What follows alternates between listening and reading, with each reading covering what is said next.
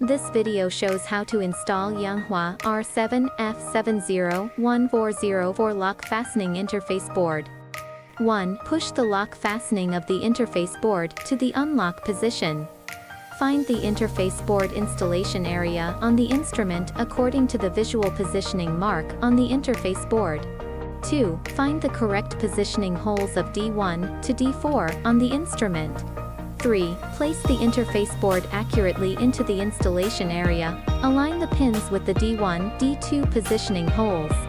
4. Finger down pressure interface board. Push the PCB lock buckle to the locked position to lock the interface board. Installation is done.